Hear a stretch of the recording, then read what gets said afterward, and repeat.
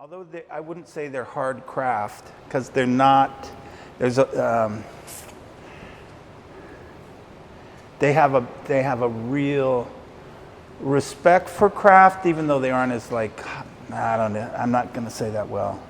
Well, but you're trained in ceramics. Well, yes, and in printmaking. Yeah.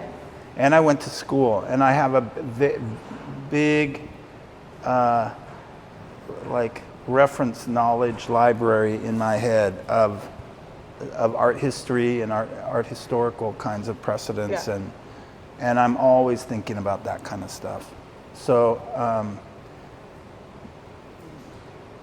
but I've never felt like an expert, or never felt like an authority, or never felt like I had a banner that I had to sort of represent something Like you're in not particular. like the best in the world at making No, not at radicello, all. like Not Dante at all. Marioni or Yes, like, right, it's like, exactly, yeah. And I also think I'm not the smartest person in the world either. You know, like ideas that I would have are that important. Like some people really have a mission to, I don't know, change art history. You know, and I mean, happening right now, like Simone Lee, someone like that who's doing craft. right.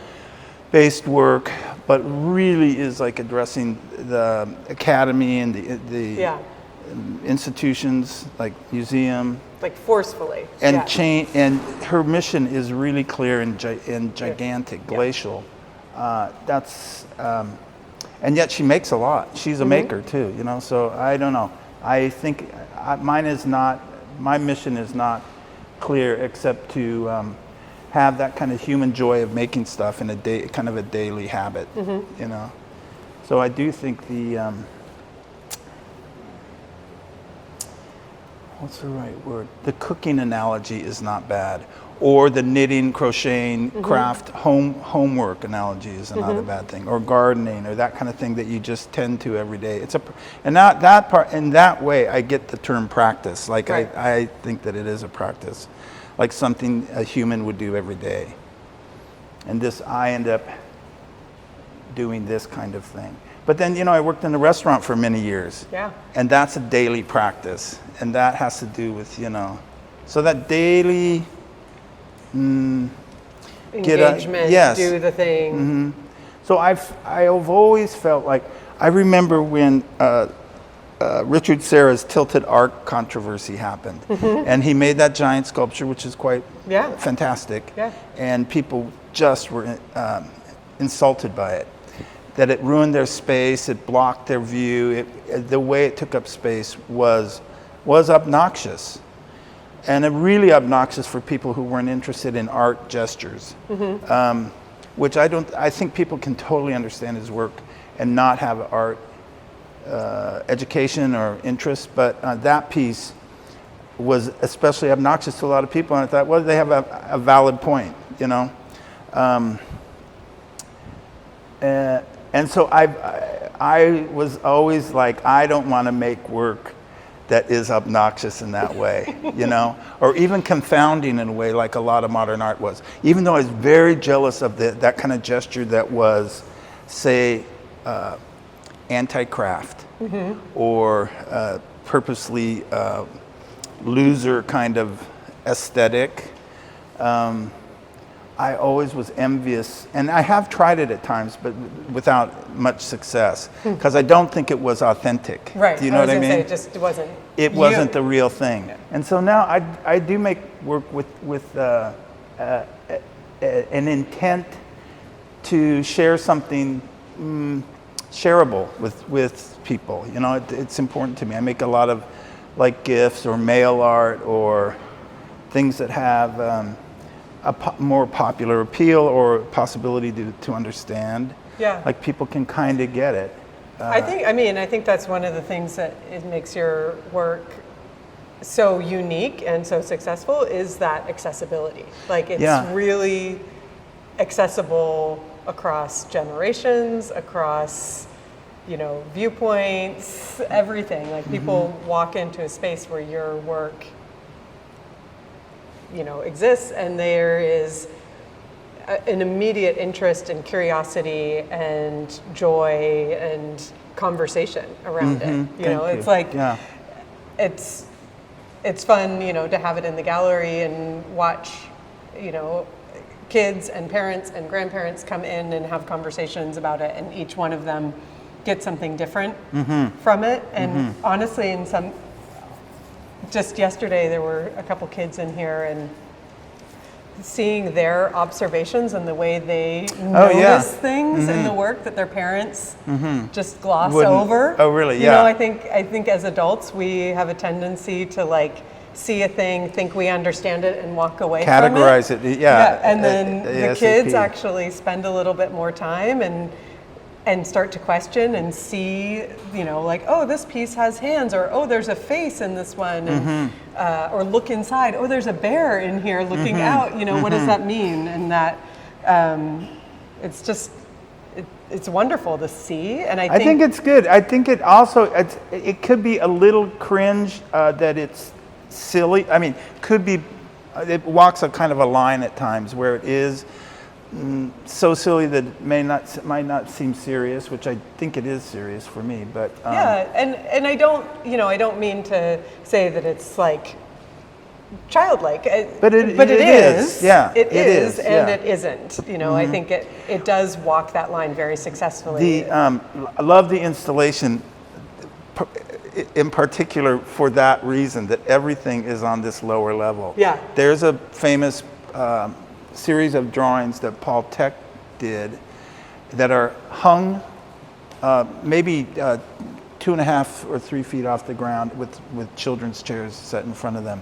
And I always thought, that is, and in this case, this installation, it just turned out naturally that, to have a diminutive kind of feel that's, I find, really charming and draws you in, and I think it is really suitable for the work.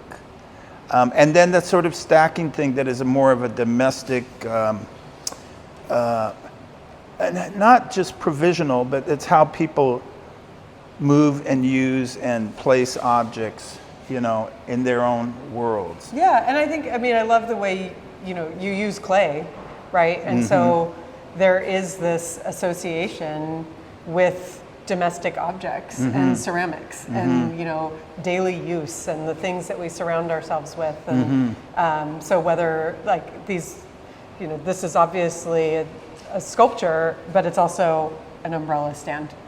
Yes, right. Yeah. And that it can go in your home, and you can put it on the floor, and it is precious and not precious at once. The daily use thing, I think, is important. That Renee Ericsson's just releasing a new book. Yeah, have you heard about this? Yeah. And it's called Breadcrumbs and Sunlight. Yeah.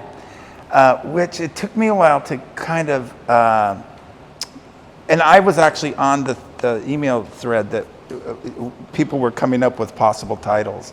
And so everyone was suggesting it. And when someone suggests something new, you say, oh yeah, that's a great idea.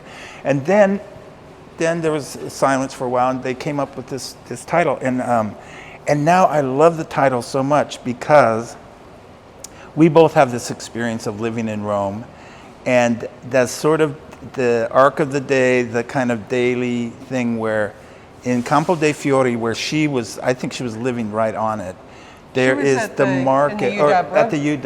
Yes. Yeah, I also was there. Were you there? Oh, okay, yeah. Awesome, Yeah. So besides the market, there is a bread shop there. Yeah. It's incredible. And you look in the window, and the baker's in there white, with flour dust in the sunlight coming in, and the daily life in Rome is really a potent thing, the social daily life of getting a coffee or getting your pastry. Go to the market, and you go to the same vendor, and you go to the same cheese guy. And things that are thousands of years old or hundreds of years old are there with you. It really is a profound and deeply pleasurable thing. So I love the title of that book because I really kind of get that. And I think that that's an important kind of state of mind or way to live in my work too, is a pretty simple but rhythmic kind of what you do each day. Yeah. You know, so, and what you do to make a simple life nicer, pleasurable, or happier, or something, because the sadness runs like a river through all our lives, you know, and it will continue, and the loss keeps coming, but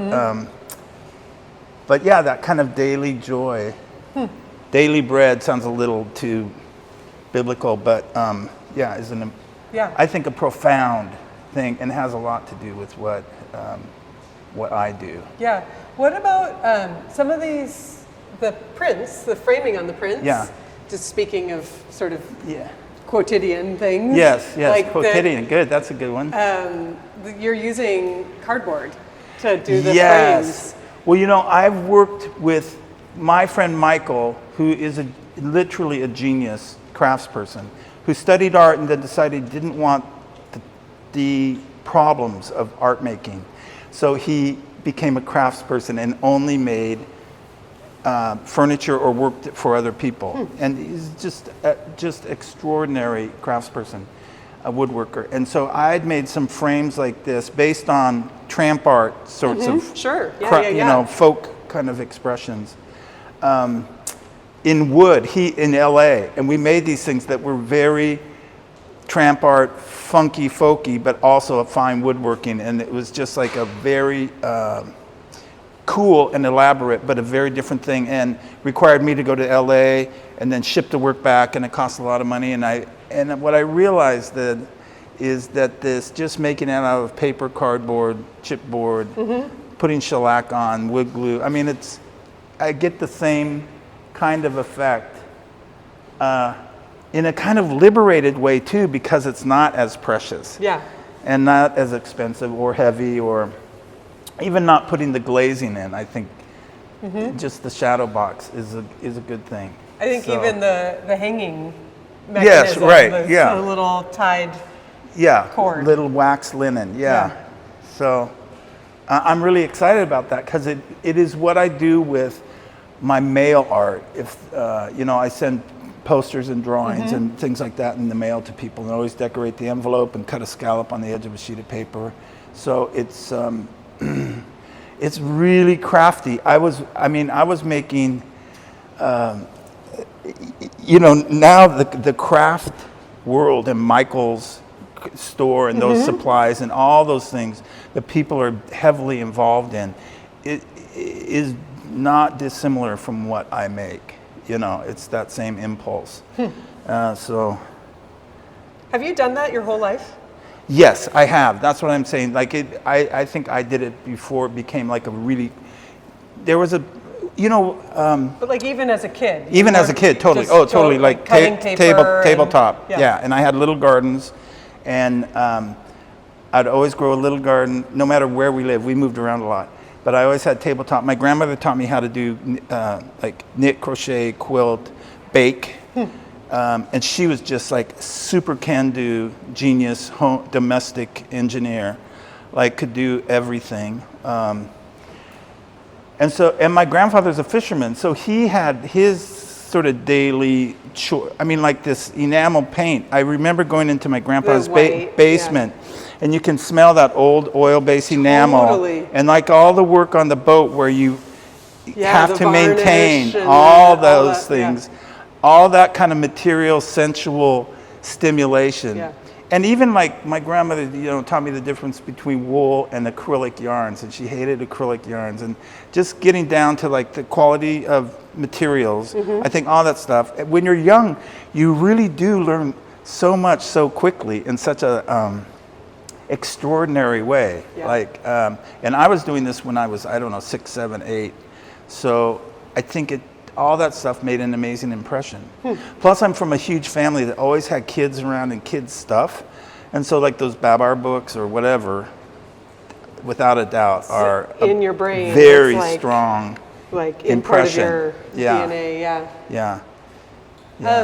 so will you talk just a little bit about where some of this work was made? Because I know you've been bouncing around and doing a lot of... And I have done that a lot my whole life. Like I've residencies and... So this The buckets, the terracotta buckets I made with a friend of mine named Thomas Orr, who's a tremendous artist and I guess, what do you call it?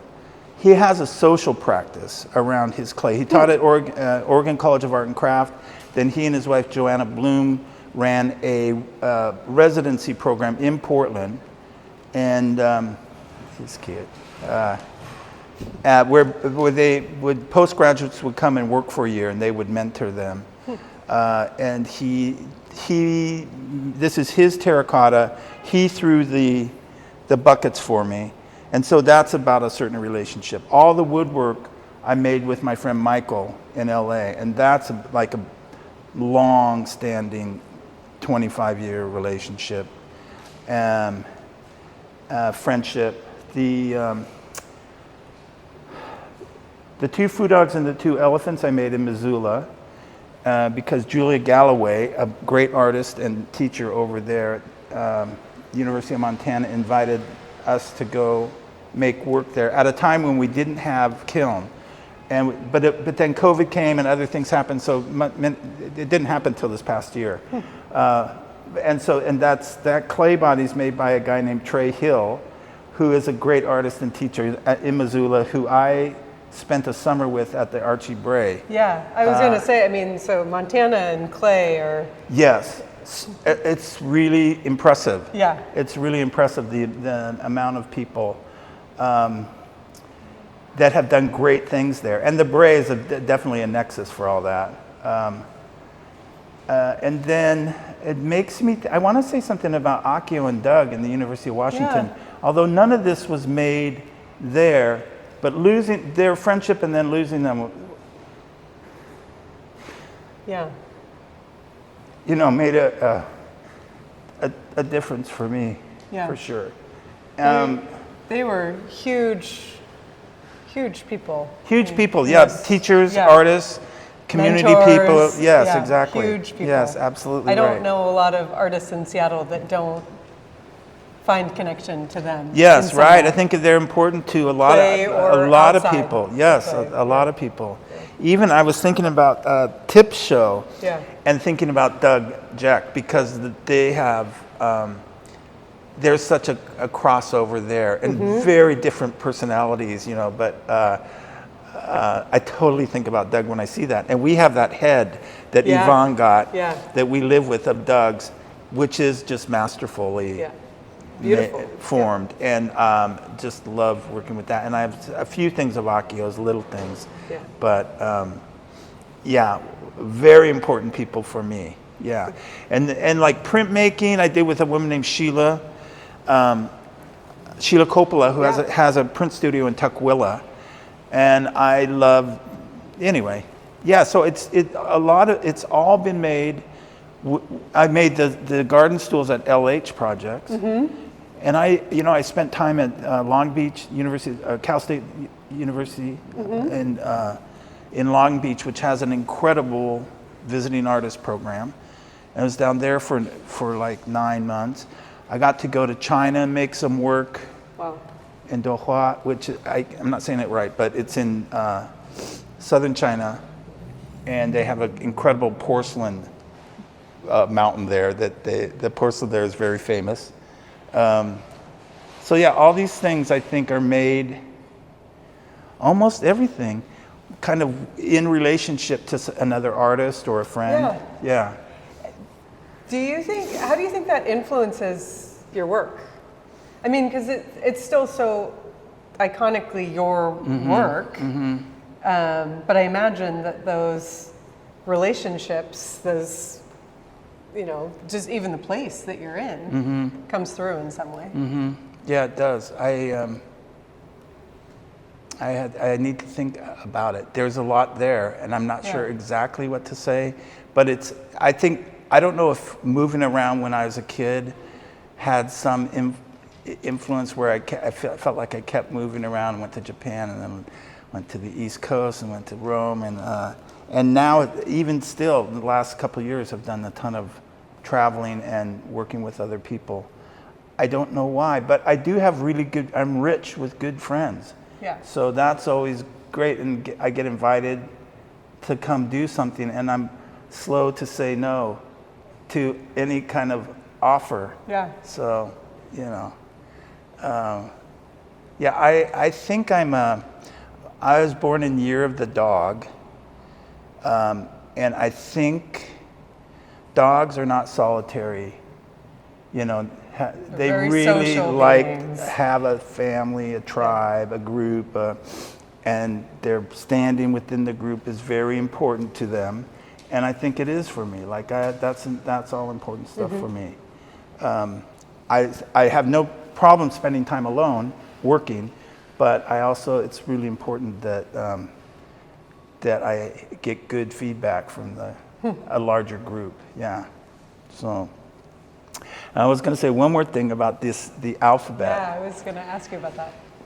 When I lived in Japan, lived in the country, and my neighbor, I lived in a Korean neighborhood in Sept, and I lived across the street from the butcher shop.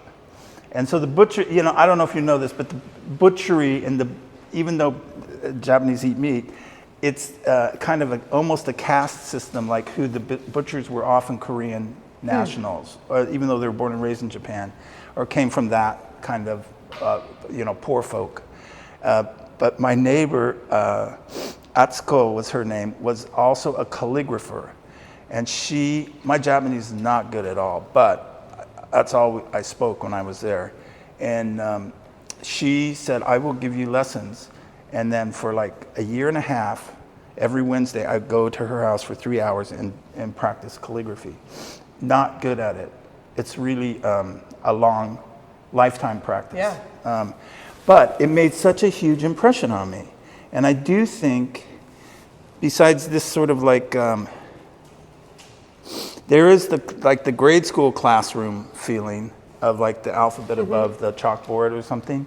But it's also I don't know, I just think it's a profound, if subject matter is type, text, writing, letter forms, not even what it says so much as just the space and authority of the printed page or text on a page or things like that. So, I mean, all these things I've been doing, that was 1980 to 84 that I was in Japan.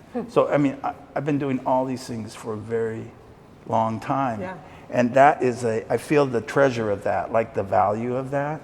I don't think I've kept a lot of material things or amassed, a fortune or I don't even know what you call it, a castle or whatever it would be. But I have amassed a lot of experiences and practice of these things. Yeah. And to be able to relax into, I'm just going to make another alphabet. And once I start working on that, other things kind of occur, is a great, comfort or pal, or it's a real, what do I want to say? It makes working possible for me. That's the thing. Stanley Whitney, who's a very famous painter now, was my teacher in grad school. And I said, what is subject matter? What does subject matter mean? He says, it's just anything that makes it possible for you to make work, which I think is a really profound thing. Like whatever it is, if it's a self-portrait or a love letter or a complaint, whatever, a landscape,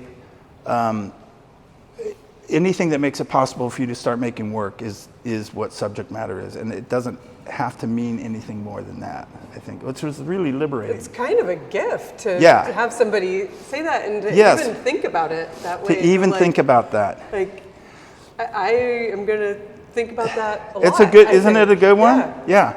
And I never heard anyone else talk about it that way. Because I think even as a viewer, yes, that is, it's because like, right now, especially the way gives you a point of entry into a thing. I think that's really pretty profound. Yeah, it's pretty profound. So that's one of the teaching lessons. Not a lot of imparted wisdom, but that's one of the things that I learned in school that I really think about and still and take value from all Yeah. the time. Yeah. Yeah. And I think, you know, thinking about your work and like sort of the repeated motifs and imagery that you use, like that, that idea that like, that's just the starting point, and then where that takes you, and like, we were saying, and maybe it was before we were on camera, I'm not sure, but like for me, looking at your work, it's a lot about time spent with it, and and what gets revealed over time, and that entry point is just, maybe that's the subject matter. Yes, right, yes. But it's also a starting point. It's not the end. Yeah. It's not the conclusion Yeah. or the final thing. Yeah, I think that's exactly right. It's just a way to enter and begin. And I taught a little bit over the years, and I know that there's a desire for students to accomplish an idea that they have. So they have the idea and they want to make it, and it's really hard to make it. And they get frustrated and they think, that's not what I wanted it to be. And I feel like oftentimes it's the cart before the horse kind of mistake, you know, and that if they could only say, this is my idea, I'll start working, and then have it just evolve organically. Right. And then get better through doing it over and over and over again. I mean, it is true that you have to do it over and over and over and over again. And let your body take over the know-how, and not just your will, you know? Yeah. I mean, and that's a craft thing That's for sure. a craft thing for sure, where you let your body and the materials start to be as much a part of the process, or the language of the thing. Yes, right. Yeah, for sure. Jeffrey, I think that's probably a pretty good spot to stop. Good. Yeah, I think so. Thank you. You're welcome. Thank you. And we didn't get to do a formal introduction, so maybe I'll do it at the end here. Yeah. And I'll probably record something for the beginning too. But I'm Sarah Traver. I'm the director at Traver Gallery. This is Jeffry Mitchell, our featured artist this month. Jeffrey, I've known you for a lot of years. And this is your first time doing a solo show in the gallery. Yes, that's right. And we're so excited. I personally feel very, very proud about it and happy to have you here. And good. You've just been one of my favorite artists for a long time, so I couldn't be happier to have thank your work you. in the gallery. Thank you. I'm thrilled. I'm thrilled. I moved out of Seattle 6 or 7 years ago, and I just have a lot of friends and artist friends and friends here, and wanted to have a show. And I just thought, I like you so much, and I really like what you do here. So I thought, this would be a good place to do it. So thanks for agreeing to do it. Thank you. I appreciate it. All right, the show's up starting tonight, September 5th, and runs through the end of the month, and I hope you all come in and see it. Thank you. Thanks.